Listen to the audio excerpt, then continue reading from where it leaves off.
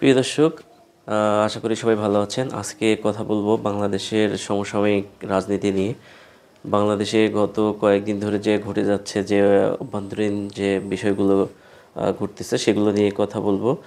So আজকের ভিডিওতে যেগুলো বিষয় থাকবে সেটা হচ্ছে বিএনপি, আওয়ামী লীগের রাজনীতি এবং এনসিপির রাজনীতি, এবং সরকারের যে কোনগুলো সফলতা রয়েছে এবং ব্যর্থতা রয়েছে, তারপর রাজনৈতিক ন্যারেটিভ, এগুলো সব বিষয়ে কথা বলবো। সো আশা করি সঙ্গেই থাকবেন এবং ভিডিওটি শেষ পর্যন্ত দেখবেন।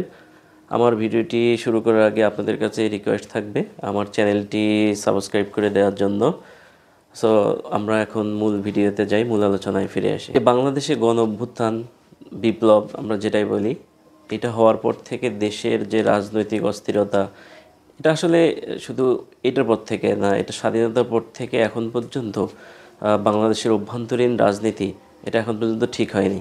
এটা যদি ঠিক হতো, আমরা স্বাধীনতার এই 53-54 বছর পরে এসে আমরা অনেকটা ডেভেলপ এবং উন্নত কান্ট্রিতে পরিণত হতাম।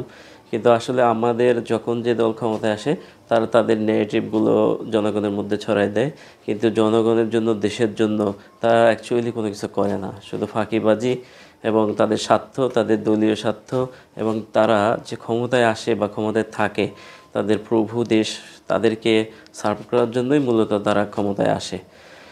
সো এটা আসলে আমাদের উপমহাদেশের রাজনীতির একটা কালচার বলা যায়, কারণ আমরা ব্রিটিশদের দ্বারা অনেক দিন শাসনে ছিলাম। সো আমাদের দেখা যাচ্ছে যে প্রভু ভালোবাসতে, মানে প্রভু হলে বা কারো বিষয়ে কারো ছায়াতলে থাকতে ভালো লাগে, এটা অভ্যাসটা হয়ে গেছে, এটা জাতিগত অভ্যাস হয়ে গেছে। তো এটা চেঞ্জ করতে একটু সময় লাগবে। আমরা কেউই স্বাধীন চেতা না, মানে স্বাধীনতা উপভোগ করতে পারি না। এই অন্তর্বর্তীকালীন সরকার 5 আগস্টের পর থেকে, ক্ষমতা নেওয়ার পর থেকে একটার পর একটা আন্দোলন চলে আসতেছে। এমন কোনো দিন বাদ যায়নি যে সেই দিন আন্দোলন ছাড়া ছিল। এই গত 8 মাসে প্রত্যেকটা দিন আন্দোলন হয়েছে। এখন এগুলোতে দেশের অভ্যন্তরীণ কিছু গোষ্ঠী রয়েছে, বাহিরের শক্তি রয়েছে, সব মিলেই এই রাজনৈতিক অস্থিরতাটা।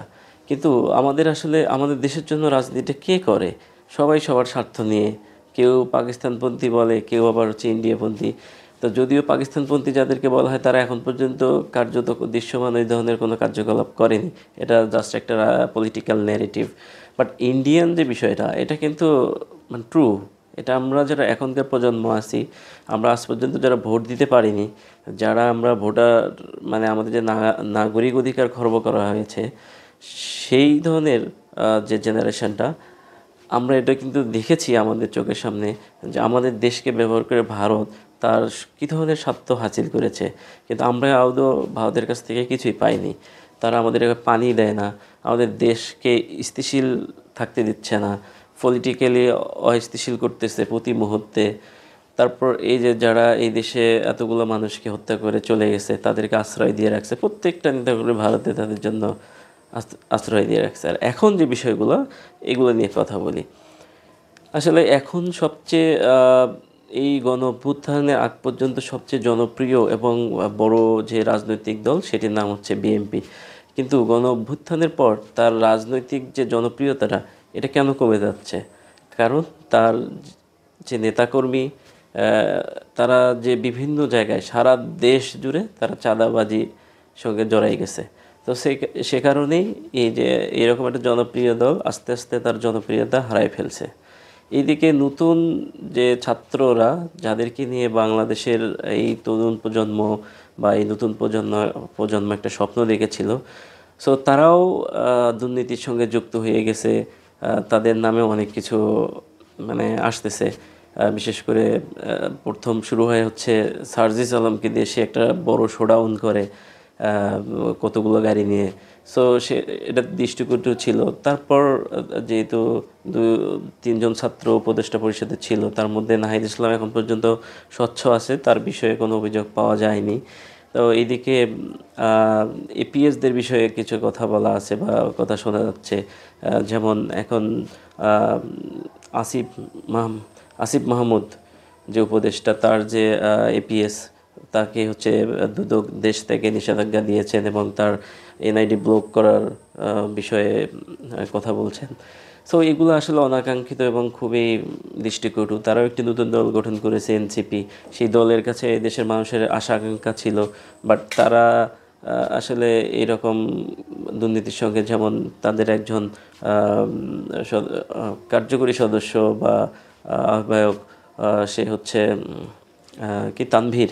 সো তার নামেও 400 কোটি টাকা, 500 কোটি, নানান ধরনের কথাবার্তা শোনা যাচ্ছে। সো এগুলো আসলে খুবই খারাপ বিষয়। আমাদের দেশের জন্য রাজনীতিটা তাহলে করবে কে? আমরা যারা দেশকে ভালোবাসি, যারা দেশের জন্য কাজ করতে চাই, বা সবারই চাওয়া উচিত, কারণ আমরা তো এই দেশেরই সন্তান, এই দেশ এটাই আমাদের দেশ, আমাদের এখানেই থাকতে হবে। আপনি দেখেন না, পৃথিবীর যেখানেই যান, আপনার গ্রাম, আপনার মাতৃভূমিকে আপনি সবসময় মিস করবেন। সো আমাদের দেশটাকে সবাই সিঁড়ি হিসাবে ইউজ করে, এখান থেকে টাকা পয়সা ইনকাম করে তারা বাহিরে বাড়ি করে তাদের বাচ্চা কাচ্চাকে পড়ালেখা করে তারা এখান থেকে যখন টাকা কামানো শেষ হয়, এখান থেকে তারা সেখানে গিয়ে বসবাস করে। এই জন্য তারা কখনো চায় না এই দেশটা উন্নত হোক, এই দেশটাতে আইন সুশৃঙ্খলা পরিস্থিতি হোক বা আইন কানুন সব কিছু নিয়মের মধ্যে আসুক। এই যে সংস্কার, এই সংস্কার নিয়ে আসলে সবারই এক হওয়া উচিত ছিল বা এক হওয়ার কথা ছিল, কিন্তু এটা কেউই হচ্ছে না। কারণ এইটা সংস্কার করলে সবার স্বার্থ বিঘ্নিত হবে, বিশেষ করে রাজনৈতিক দলগুলো, তাদের যে চাঁদাবাজি বা তাদের যে ক্ষমতা, এটা খর্ব হবে। যেদিন থেকে বাংলাদেশের রাজনীতিতে আসলে এই টাকা ইনকামের পথটা বন্ধ হয়ে যাবে, সেদিন থেকে বাংলাদেশের রাজনীতি সঠিক পথে আসবে। এই যে এত নেতা, তারা যদি এইরকম রাস্তা ব্লক না করে তারা যদি কাজ করতো দেশের জন্য, বা তারা নিজেরা কাজ করত, তাহলে দেশ উন্নত হতো, দেশের অর্থনৈতিক ব্যবস্থা উন্নত হতো। তারা কি করে? তারা নেতার সাথে চামচামি করে, নেতার পিছনে যা ছবি তোলে, নেতা যে ধরনের কথা বলতে বলে, যে ধরনের কার্যকলাপ করে সেটা করে। এই যে রাস্তা অবরোধ করতেছে, এটা কাদের ক্ষতি হচ্ছে? এটা আপনার আমার সবার। এখন বিষয় হচ্ছে আর কিছু বিষয় নিয়ে, যেমন সাম্প্রতিক সময়ে খুবই আলোচিত ইস্যু হচ্ছে বন্দর বিদেশিদেরকে দেয়া, তারপর হচ্ছে করিডোর। তো আমি বন্দর বিদেশিদেরকে দেওয়া নিয়ে এখন কথা বলতেছি। বন্ধুরা, এই যে বন্দর, এটা হচ্ছে কাকে দেওয়ার কথা ছিল? এটা হচ্ছে ডিপি ওয়ার্ল্ডকে দেওয়ার কথা ছিল, যারা সারা বিশ্বব্যাপী 50টির বেশি অধিক দেশে বন্দর পরিচালনা কার্যক্রম পরিচালনা করে থাকে। সো তাদেরকে এই যে বন্দর, যেটা নেইমুর, দেওয়ার কথা ছিল, কিন্তু এটা আসলে বাধা দিচ্ছে কারা? যারা এই বন্দরের সাথে সম্পৃক্ত, যারা এই বন্দরকে ব্যবহার করে চাঁদাবাজির সাথে জড়িত, বা যাদের অর্থনৈতিক অবস্থা, এগুলো এগুলো ইন্টারনাল বিষয়। কারণ এই বন্দর ডেভেলপ না করলে আপনি দেশের অর্থনৈতিকভাবে কখনোই উন্নত হতে পারবেন না। আপনি যখন ধরেন এই বিষয়টা কেমন? বিষয়টা হচ্ছে যে এই প্রতিষ্ঠানকে, যেমন ডিপি ওয়ার্ল্ড, তাকে যদি এই বন্দরটা দেয়া হয়, তারা এটা ধরেন 20 বছর 30 বছরের জন্য এটা হচ্ছে নেবে। তারা এটা নতুন ডেভেলপ করে তারা এখান থেকে টাকাটা উঠাই নিয়ে চলে যাবে। এখন তারা নতুন নতুন স্থাপনা করবে এবং আধুনিক মানের করবে, যাতে আধুনিক মানের করলে যাতে তারা দ্রুত এটা থেকে তাদের যে বেনিফিট সেটা পায়, এবং তারা 10 বছর বা 20 বছর পরে যখন চলে যাবে, তখন ফুললি এটা আমরা অপারেট করতে পারবো। এখন বিষয় হচ্ছে যে এটা কেন আমরা দিতে চাচ্ছি না? এটা আমরা এই জন্যই দিতে চাচ্ছি না, কারণ এই বন্দরকে কেন্দ্র করে আমাদের যে রাজনৈতিক দলগুলো আছে, তারা তাদের অর্থনৈতিক অনেকটা সাপোর্ট নিয়ে থাকে এখান থেকে, এবং এটা আমাদের দেশের জন্য গুরুত্বপূর্ণ। সো এই বন্দর আমরা ডিপি ওয়ার্ল্ডকে দিলে আমাদের ক্ষতিটা কোথায়? কোনো ক্ষতি নেই, বরং এটা আরও আমাদের যে চাহিদা আছে সেটার তুলনায় আরও ক্যাপাসিটি, বন্দর বন্দর যে ক্ষমতা, সেটা আরও বেড়ে যাবে। সো আমরা আসলে কেন চাচ্ছি না, কি বুঝে যাচ্ছি না, আল্লাহ পাক জানে, বা তারাই জানে যারা এগুলো ন্যারেটিভ ক্রিয়েট করতেছে যে বিদেশিদেরকে আছে বিক্রি করে দিচ্ছে। এটা ফাউল একটা ধারণা এবং ভ্রান্ত ধারণা। আর মানুষকে খুবই ভুলভাবে উপস্থাপন করা হয় বিষয়টি। আপনি দেখেন যে বন্দর যদি ডিপি ওয়ার্ল্ডকে দেওয়া হয়, তারা এখানে শুধু ম্যানেজমেন্টটা পরিচালনা করবে, এবং অত্যাধুনিক যে স্ট্রাকচারাল যে সিস্টেম বা বিষয়বস্তু আছে, তারা সেগুলো স্থাপন করে এটার ক্যাপাসিটি বাড়াবে, যাতে করে এটা ক্যাপাবল হয়, এবং এটার ক্যাপাসিটি আগের চেয়ে অনেক বেশি বৃদ্ধি পায় এবং আন্তর্জাতিক মানের হয়। সো এটা করলে আমাদের ব্যবসা বাণিজ্যর গতি আসবে, দ্রুত আমরা মালামাল শিপমেন্ট করতে পারবো, এক্সপোর্ট করতে পারবো। সো তখন আমাদের অর্থনৈতিকভাবে আমরা উন্নত হব। যেমন আমাদের দেশে আমরা আসলে বিজনেস সামিট হইলো, তো সেখানে অনেক দেশের যারা ইনভেস্টর ছিল তারা এসেছিল। তো তারা এসে তারা যেটা পরামর্শ দিয়েছে যে আপনাদের বন্দর ক্যাপাসিটি বাড়ান, বন্দর ক্যাপাসিটি বাড়ালে আমরা এই দেশে বিনিয়োগ করতে আগ্রহী। তখন যখন আমার বন্দর ক্যাপাসিটি বেড়ে যাবে তখন আমাদের ইনভেস্টররা বিশ্বের বিভিন্ন দেশ থেকে আসবে, এসে ইনভেস্ট করবে। সো তখন আমাদের কর্মসংস্থান বেড়ে যাবে। দেশের কর্মসংস্থান এখন করা খুবই জরুরি, কারণ বেকারত্বের হার বাংলাদেশে খুবই, মানে এটা মানে বলা যাচ্ছে না এত পরিমাণ, যেটা খুবই দুশ্চিন্তার বিষয় এবং উদ্বেগজনক বিষয়। সো এটা দিলে কোনো ক্ষতি নেই।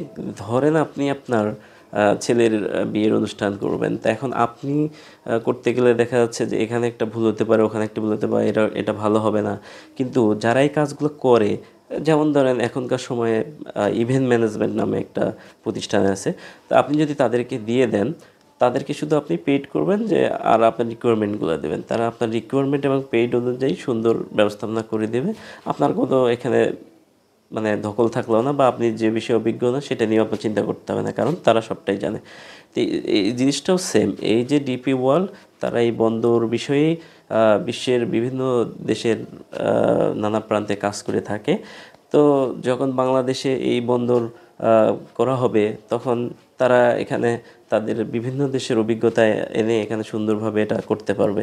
ইভেন আমাদের পার্শ্ববর্তী দেশ ভারতও কিন্তু তার কয়েকটি বন্দর বিদেশিদের কাছে দিয়েছে পরিচালনার জন্য।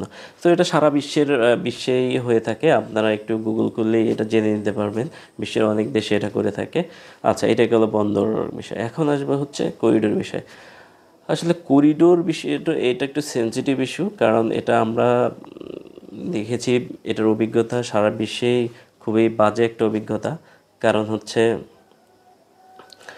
যতগুলো সারা বিশ্বে করিডোর দেওয়া হয়েছে, এই দেশগুলোতেই যুদ্ধ বিগ্রহ এবং সন্ত্রাসী কার্যক্রম পরিচালিত হয়েছে বা হয়ে আসতেছে বা এখনো হচ্ছে। সো এটা আমাদের এই দুর্বল অর্থনীতির দেশে এটা আসলে না করাই বেটার। আর সরকার, এটা আমি বলবো, যদি এই ধরনের কার্যকলাপ করে থাকে, তারা যেহেতু বলছে যে করিডোর বিষয়ে তাদের কোনো পরামর্শ বা কোনো কথাবার্তা হয়নি, এটা জাস্ট তারা একটা বলেই দিছে যে এটা একটা ন্যারেটিভ। সো এই ধরনের ঘটনা যদি হয়ে থাকে, যেমন বলা হচ্ছে যে পররাষ্ট্র উপদেষ্টা সে একটা পক্ষের, আমাদের বাংলাদেশের রাজনৈতিক দলের একটা পক্ষের অবস্থান নিয়ে এই ধরনের একটা ইস্যু বা ন্যারেটিভ দাঁড় করাইছে, যেটা নিয়ে সরকার বিতর্কিত হয় এবং এখন পর্যন্ত আসলে বিতর্কিত হচ্ছে। কিন্তু সরকারের তরফ থেকে বলা হয়েছে যে নিরাপত্তা উপদেষ্টা খলিলুর রহমান উনি বলেছেন যে এই ধরনের কোনো চুক্তি বা কথাবার্তা এখন পর্যন্ত কারোর সাথে হয়নি।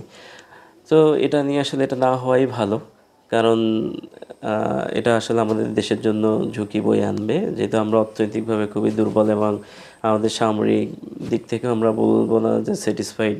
তবে আমাদের সেনাবাহিনী একটা পেশাদার বাহিনী।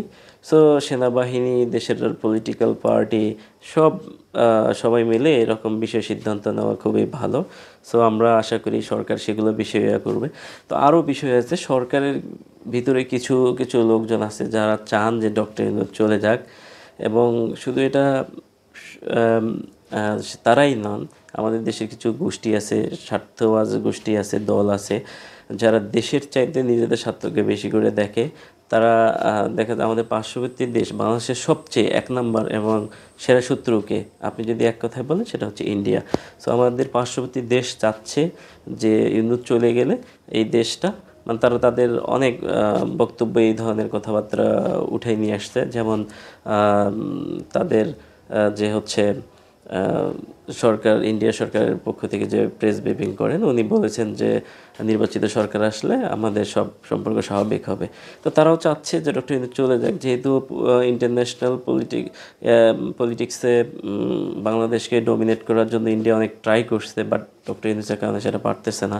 তাদের মিডিয়া অনেক ধরনের মিথ্যা প্রোপাগান্ডা এবং ন্যারেটিভ ছড়াচ্ছে প্রতি মুহূর্তেই, এবং এখনও আপনারা দেখতে পারবেন যে তারা বলতেছে যে ডক্টর ইউনূস সেনা হেফাজতে, আবার বলতেছে গেছে যে বার্মিজ বা চায়না বর্ডার দিয়ে চায়নায় পালিয়ে গেছে, আবার ফ্রান্সে চলে গেছে। ফ্রান্সে প্রধানমন্ত্রী প্রেসিডেন্ট ম্যানুয়েল ম্যাক্রো তার প্লেনকে নামতে দিচ্ছে বা তাকে নেবে না, এসব অপরিত্যক্ত জিনিস, এই ধরনের নানান প্রোপাগান্ডা তারা ছড়াচ্ছে। এটা আসলে হচ্ছে 5 আগস্টের পর থেকেই তারা তাদের যে মিডিয়া, যেটা হচ্ছে গদি মিডিয়া নামে পরিচিত, সেখানে তাদের মানে নানান ধরনের প্রোপাগান্ডা ছড়াচ্ছে, যেটা আমাদের দেশের ভাবমূর্তির জন্য খুবই খারাপ। সো আমরা যেমন, এটা আসলে স্বাধীনতার পর থেকে বাংলাদেশ কখনো এভাবে চোখে চোখ রেখে কথা বলতে পারেনি ইন্ডিয়ার এখন যেটা হচ্ছে। সো আমরা যারা সাধারণ বাংলাদেশি আছি, আমরা চাই যে ডক্টর ইউনূস কিছুদিন থাকুক, প্রথমে সংস্কার, বিচার এবং নির্বাচন এটা হোক। আর নির্বাচন আমরাও চাচ্ছি, আমরা আজ পর্যন্ত ভোট দিতে পারিনি, আমরা চাই একটা ভোট দিব সুষ্ঠু। তবে সেটা হচ্ছে যে পলিটিক্যাল পার্টিগুলো আছে তাদের সেরকম অ্যাক্টিভিটিস করতে হবে। আমি এখানে একটা খুব লজিক্যাল কথা বলি। আগের দিনে দেখা যাচ্ছে মানুষকে একটা সিঙ্গারা বা এক কাপ চা বা এখনও হয় এটা, এক প্যাকেট বিরিয়ানির দিয়ে তারা তাদেরকে মডিফাই করে ভোট নেয়। কিন্তু অ্যাকচুয়ালি এখনকার সময়ে এটা একটু টাফ আছে, এখনকার প্রজন্ম একটু কঠিন আছে। সো তাদের রাজনীতিটা সেভাবে তরুণ প্রজন্মের পালস বোঝে এবং বিশেষ করে বাংলাদেশের পক্ষে রাজনীতি করতে হবে, না হলে আসলে আগামী দিনে বাকি ওই ভালো কিছু করতে পারবে না। যে কোনো দেশের সাথে লিয়াজো করে ক্ষমতায় এসে টিকে থাকতে পারবে না। সেটা হাসিনা যদি টিকে সেটাই হতো বা পারতো, তাহলে হাসিনা সেটা পারতো। সো সেটা যেহেতু হয় নাই, সো এটা পসিবল না। তো আমরা সর্বোপরি চাই যে আমার দেশটা ভালো থাকুক, আমরা ভালো থাকি, সবাই দেশটা উন্নত হোক এবং যারা পলিটিক্যাল পার্টি আছে তারা আমাদের দেশে সুন্দরভাবে পরিচালনা করুক এবং এই যে চাঁদাবাজি, সন্ত্রাসী কার্যকলাপ এগুলা দূর করুক বা এগুলো যেন না থাকে। আর বিশেষ করে আমাদের যে প্রতিষ্ঠানগুলো ধ্বংস হয়ে গেছে সেগুলো যেন পুনরায় দাঁড়িয়ে যায়, রিফর্ম হয়। আর আমাদের দেশে যারা শিক্ষিত সমাজ আছে, শিক্ষিত মানুষজন আছে, আসলে এই মানুষগুলোই বেশি দুর্নীতিগ্রস্ত এবং এগুলোই দেশের বেশি ক্ষতি করেছে। তো তাদের কাছেও আমাদের কাছে নতুন প্রজন্ম হিসেবে রিকোয়েস্ট থাকবে যে আপনারা দেশকে আপনাদের সেরাটা দেন। এই দেশেই আমরা থাকি, এই দেশকে ভালোবাসি, এটা আমাদের দেশ। সো আর ভিডিওটি বাড়াবো না, আজকে এই পর্যন্তই। আমার কথাগুলো এবং আমার ভিডিওটি যদি আপনাদের ভালো লেগে থাকে তবে অবশ্যই আমার চ্যানেলটি সাবস্ক্রাইব করে দিবেন এবং পাশে থাকা অল বেল আইকন বাটনটি চেপে দিবেন। এবং আপনার মতামত, আমি যে কথাগুলো বললাম এই বিষয়ে আপনার যদি কোনো মূল্যবান মতামত থাকে তবে অবশ্যই কমেন্ট সেকশনে জানাবেন। সবাই ভালো থাকবেন, সবাইকে ধন্যবাদ।